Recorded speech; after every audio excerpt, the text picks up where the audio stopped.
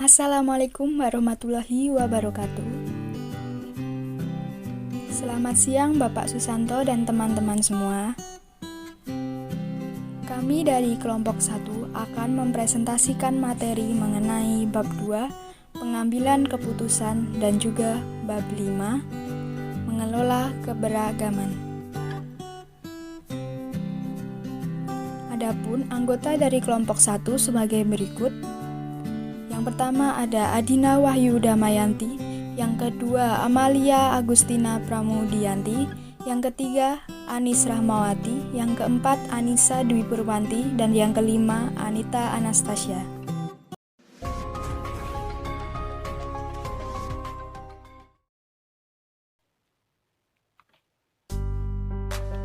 Yang pertama, pengertian keputusan dan pengambilan keputusan. Keputusan yaitu pilihan dari dua atau lebih alternatif, sedangkan pengambilan keputusan merupakan proses pemecahan masalah dengan menentukan pilihan dari dua atau lebih alternatif untuk menetapkan suatu tindakan di masa depan. 2. Metode pengambilan keputusan dan jenis keputusan. Metode pengambilan keputusan terdiri dari 8 langkah. Yang pertama, mengidentifikasi masalah. Yang kedua, mengidentifikasi kriteria keputusan. Yang ketiga, mengalokasikan bobot ke kriteria. Yang keempat, mengembangkan alternatif. Yang kelima, menganalisis alternatif. Yang keenam, memilih alternatif. Yang ketujuh, menerapkan alternatif. Dan yang terakhir, mengevaluasi efektivitas keputusan. Jenis keputusan. Yang pertama ada keputusan terprogram, yaitu keputusan yang dapat ditangani dengan pendekatan rutin. Karena masalahnya terstruktur, manajer tidak perlu bersusah payah dan mengeluarkan biaya melalui proses pengambilan keputusan yang terlibat. Misalnya server menumpahkan minuman di mantel pelanggan. Pelanggan kesal dan manajer perlu melakukan sesuatu. Karena ini bukan kejadian yang tidak biasa, mungkin ada beberapa rutinitas standar untuk menanganinya. Misalnya, manajer menawarkan untuk membersihkan mantel atas biaya restoran. Yang kedua, keputusan tak terprogram. Keputusan-keputusan yang berkaitan dengan berbagai masalah yang baru. Keputusan tak terprogram juga berkaitan dengan masalah yang pelik karena banyak parameter yang tidak diketahui atau belum diketahui. Keputusan ini bersifat unik dan tidak berulang dan melibatkan solusi yang dibuat khusus. Misalnya masalah yang dihadapi manajer restoran di Portland yang harus memutuskan bagaimana memodifikasi bisnis mereka untuk mematuhi undang-undang baru. Ketika masalah tidak terstruktur, manajer harus mengandalkan pengambilan keputusan yang tidak terprogram untuk mengembangkan solusi yang. Yang ketiga, gaya dan teknik pengambilan keputusan. Gaya pengambilan keputusan dibedakan menjadi dua, gaya berpikir linier. Gaya memutuskan yang dipengaruhi oleh preferensi orang untuk menggunakan data serta fakta eksternal dan memproses informasi ini melalui pemikiran yang rasional dan logis. Yang kedua, gaya berpikir non-linier. Gaya memutuskan yang dicirikan oleh preferensi orang untuk menggunakan sumber informasi internal dan memproses informasi ini dengan pencerahan, perasaan, dan pendapat. Dimensi gaya pembuatan keputusan. Cara berpikir. Tipe rasional memastikan informasi logis dan konsisten sebelum melanjutkan untuk membuat keputusan. Tipe kreatif dan intuisi tidak harus memproses informasi dalam urutan tertentu, tetapi merasa nyaman melihatnya secara keseluruhan. Toleransi terhadap ambiguitas. Toleransi rendah apabila mempunyai konsistensi dan keteraturan. Toleransi tinggi apabila mampu memproses banyak pemikiran sekaligus. Tipe pengambil keputusan dibedakan menjadi 4. Yang pertama, tipe direktif. Membuat keputusan dengan cepat, informasi minimum, mempertimbangkan sedikit alternatif dan mereka fokus pada jangka pendek. Yang kedua, tipe analitik. Membuat keputusan yang cermat dengan kemampuan untuk beradaptasi atau mengatasi situasi baru. Yang ketiga, tipe konseptual. Memiliki pandangan yang sangat luas, mempertimbangkan banyak alternatif, fokus pada jangka panjang, dan sangat baik dalam menemukan solusi kreatif untuk masalah. Yang keempat, tipe perilaku, menghindari konflik melalui bekerja sama dengan orang lain dan menerima saran dari orang lain. Teknik pengambilan keputusan yang efektif. 1. Fokus pada hal yang penting. 2. Logis dan konsisten. 3. Mengakui pemikiran subjektif dan objektif dan mengkombinasikan pemikiran analitis dan intuitif. 4. Membutuhkan sebanyak mungkin informasi dan analisis untuk menyelesaikan dilema yang terjadi. 5. Mendorong dan mengarahkan pengumpulan informasi yang relevan dan pendapat yang diinformasikan. 6. Langsung, bisa diandalkan, mudah digunakan, dan fleksibel. Keempat adalah perkembangan ilmu dan praktek pengambilan keputusan. Langkah-langkah pengambilan keputusan menurut Siagian. Yang pertama adalah definisi masalah, yang kedua adalah pengumpulan data, yang ketiga adalah analisis data, yang keempat adalah penentuan alternatif, yang kelima adalah pemilihan alternatif yang terbaik, yang keenam adalah memutuskan alternatif yang akan digunakan, yang ketujuh adalah implementasikan dan monitor hasil, yang kedelapan adalah evaluasi. Langkah-langkah pengambilan keputusan menurut Gibson. Yang pertama adalah menetapkan tujuan dan sasaran khusus, serta mengukur hasilnya. Yang kedua adalah mengidentifikasi persoalan. Yang ketiga adalah mengembangkan alternatif. Keempat, menentukan alternatif. Kelima, memilih satu alternatif. Keenam adalah menerapkan keputusan. Dan yang ketujuh adalah mengendalikan dan mengevaluasi. Selanjutnya adalah langkah-langkah pengambilan keputusan menurut Stallman. Yang pertama adalah selidiki situasi. Yang kedua, kembangkan alternatif. Yang ketiga adalah evaluasi alternatif dan pilih yang terbaik. Yang keempat adalah laksanakan dan adakan tindak lanjut. Selanjutnya adalah langkah-langkah pengambilan keputusan menurut Pokras. Yang pertama adalah mengenali masalah. Yang kedua adalah menamai masalah. Yang ketiga adalah menganalisis penyebab masalah. Yang keempat adalah menjajaki pilihan pemecahan masalah. Yang kelima adalah mengambil keputusan untuk menyelesaikan masalah. Dan yang keenam adalah menciptakan dan mengikuti rencana tindakan untuk menyelesaikan masalah. Selanjutnya adalah langkah-langkah pengambilan keputusan menurut Simon, Turpin, dan Marasis.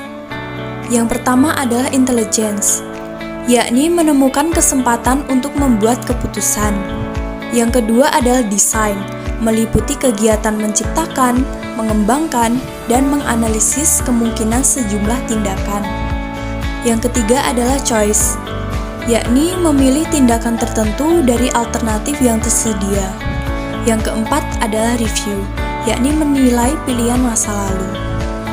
Selanjutnya yaitu persiapan untuk menjadi pengambil keputusan yang baik.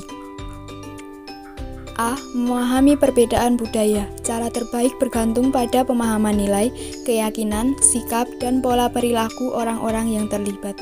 B. Ciptakan standar untuk pengambilan keputusan yang baik. C. Tahu kapan saatnya untuk berhenti. Banyak pembuat keputusan memblokir informasi negatif karena mereka tidak ingin percaya bahwa keputusan mereka buruk. Mereka menjadi begitu terikat pada keputusan sehingga mereka menolak untuk mengenali kapan saatnya untuk melanjutkan dan kapan saatnya keputusan dianggap tidak berhasil.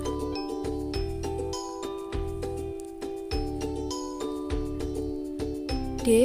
Gunakan proses pengambilan keputusan yang efektif. Para ahli mengatakan keputusan yang efektif memiliki 6 karakteristik berikut.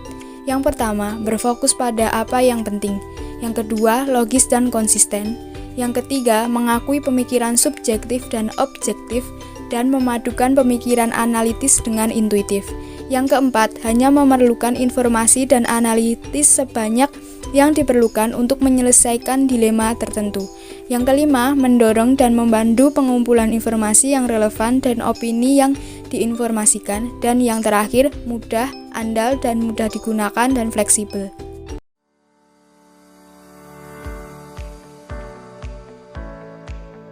Satu, strategi meniti karir agar mampu menuju posisi lebih tinggi dan menantang tanggung jawabnya. Kunci sukses dalam manajemen dan karir adalah mengetahui cara menemukan mentor dan bagaimana menjadi anak didik yang hebat. Inilah yang perlu Anda ketahui untuk memiliki hubungan sponsor atau anak didik yang aktif dan efektif. Yang pertama, pastikan performa kerja Anda luar biasa. Yang kedua, jadikan mentor Anda terlihat bagus dan terlihat pintar. Yang ketiga, carilah individu yang kompatibel dan melengkapi gaya atau pendekatan kerja Anda dan yang dapat membantu Anda mencapai tujuan Anda. Yang terakhir, adakan pertemuan rutin seperti tatap muka, melalui telepon, atau melalui email untuk mempertahankan hubungan. Mengelola keragaman dan perubahan perilaku individu dan tim di tempat kerja. A. Mengelola keragaman. Yang pertama, manajemen SDM.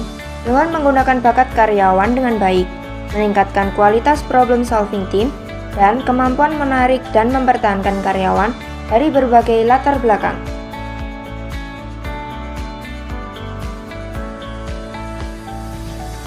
Yang kedua, kinerja organisasi.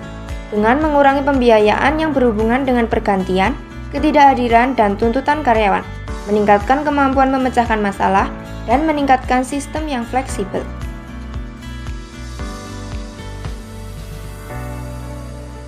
Yang ketiga, strategi.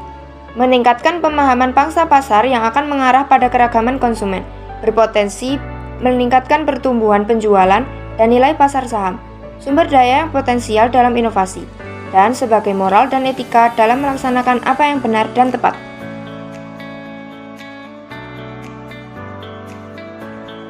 B. Perubahan perilaku individu dan tim di tempat kerja disebabkan oleh dua faktor. Yang pertama, total populasi dunia.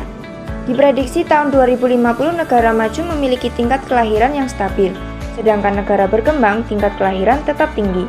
Sehingga salah satu keuntungannya banyak negara yang mengalami bonus demografi, yaitu meningkatnya proporsi pemuda memasuki tenaga kerja, mengendalikan produktivitas, dan pertumbuhan ekonomi. Yang kedua, total populasi yang menua. Populasi dunia saat ini mengalami penuaan di tingkat yang belum pernah terjadi. Diprediksi masyarakat usia 65 tahun ke atas akan melebihi jumlah anak di bawah 5 tahun. Ini menyebabkan adanya perubahan struktur keluarga, standar pola kerja, dan pengunduran diri atau pensiun. Jenis-jenis, tantangan, dan inisiatif terhadap keragaman perilaku di tempat kerja.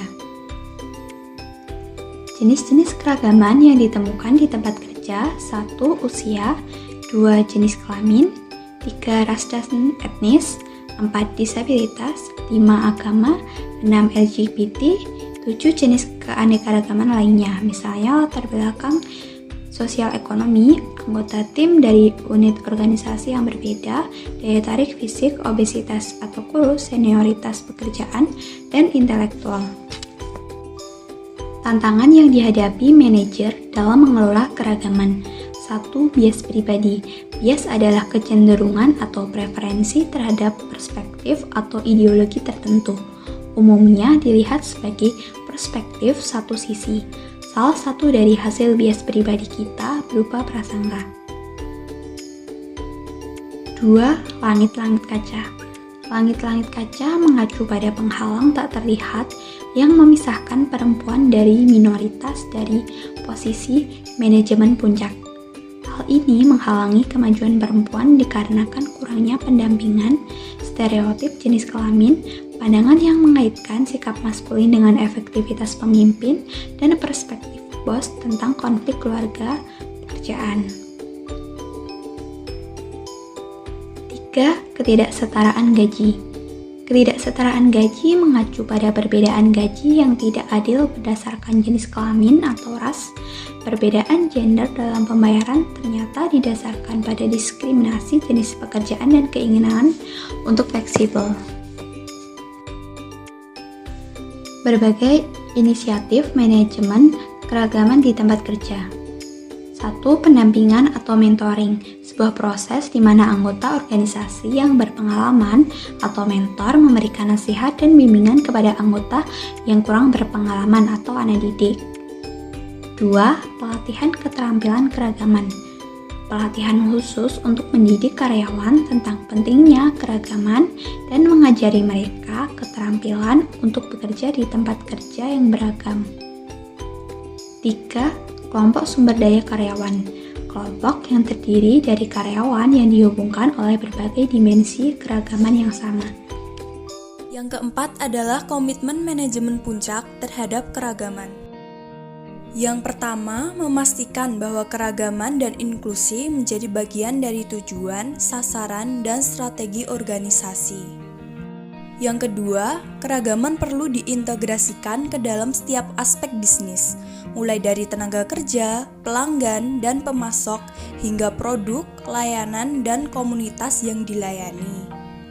Yang ketiga, kebijakan dan prosedur harus ada untuk memastikan bahwa keluhan dan masalah ditangani dengan segera. Yang keempat adalah budaya organisasi perlu menjadi budaya, di mana keragaman dan inklusi dihargai. Yang kelima, yaitu perkembangan ilmu dan praktek pengembangan keterampilan Anda untuk menilai keberagaman. A. Tahun 1960 sampai 1970-an. Pada tahun ini fokus pada pematuhan hukum dan peraturan pada pasal 7 Undang-Undang Hak Sipil, yaitu pemberian kesempatan kerja yang sama. B. Awal tahun 1980-an, yaitu mulai berbaur golongan minoritas dan wanita dalam lingkungan perusahaan. C. Pada akhir tahun 1980-an, konsep keberagaman tenaga kerja meluas dari sebatas pematuhan peraturan hukum menjadi pokok persoalan dalam keberlangsungan perusahaan. Pada waktu ini mulai ada istilah keberagaman tenaga kerja. D. Akhir tahun 1980 sampai 1990-an. Pengembangan sensitivitas dari objek keberagaman sebatas golongan minoritas dan wanita kini mencakup semua individu, membuat karyawan lebih sadar dan peka terhadap kebutuhan akan perbedaan dan adanya perbedaan itu sendiri. Yang E yaitu New Millennium, tahun 2000. Pada tahun ini fokus pada keberagaman dan pembentukan kesuksesan perusahaan, melihat keberagaman tenaga kerja sebagai pokok persoalan perusahaan, pentingnya dalam pencapaian kesuksesan, keuntungan, dan pertumbuhan bisnis. Yang keenam, persiapan untuk mampu beradaptasi bekerja sama dalam keragaman. Yang pertama adalah pelatihan kesadaran keragaman. Dilakukan dengan cara menghormati dan bersikap terbuka terhadap keragaman antar karyawan. Yang kedua adalah pelatihan keterampilan keragaman, yaitu dilakukan dengan cara membangun komunikasi yang baik dan bekerja secara efektif dalam lingkungan kerja yang beragam. Sekian materi ini kami sampaikan. Apabila ada kekurangan, kami dari kelompok 1 memohon maaf. Wassalamualaikum warahmatullahi wabarakatuh.